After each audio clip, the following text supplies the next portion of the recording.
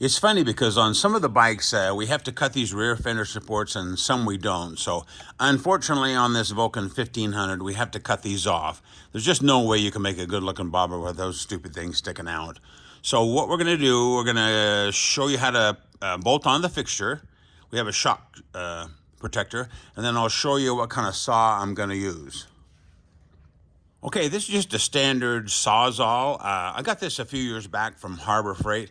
It was so cheap, and I didn't think it would work very well, especially with the blades that I got over there. But gosh, it cuts right through there, and for the little bit I use it, it's just plenty good, and the quality is plenty good to cut these off. So what I did, I just got some of these little standard 5-inch bimetal blades over there.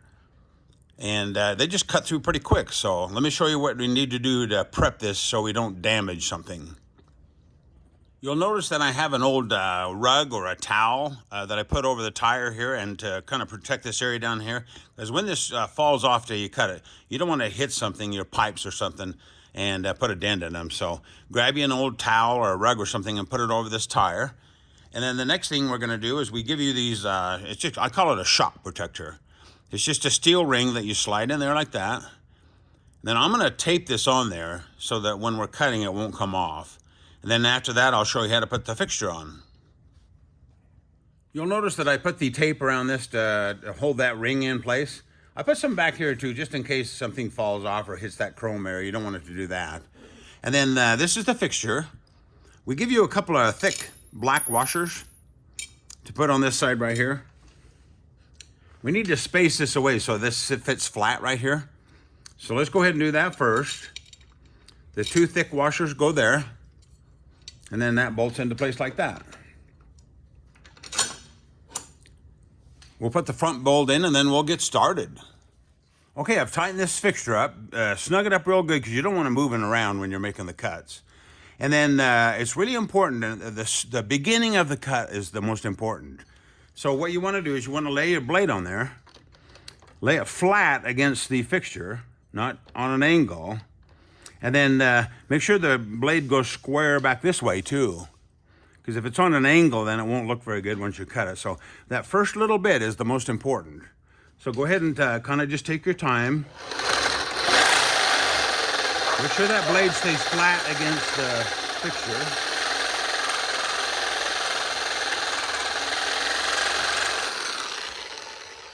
That looks really good. And don't let it cut into the fixture either. Okay, as I've been cutting, I've been watching the blade, make sure it stays against the fixture without cutting into it. And then I've been putting a little bit of oil on the blade as I've gone. That kind of helps lubricate the cut and make it cut easier. Okay, I'm just about finished. Oh, and when I got toward the bottom, I had to pull the Sawzall away a little bit and use just more of the end of the blade because my guard kept hitting the shock. So if you do that, and if you have to angle down to make sure you don't hit the tire back there. So anyway, we're just about finished.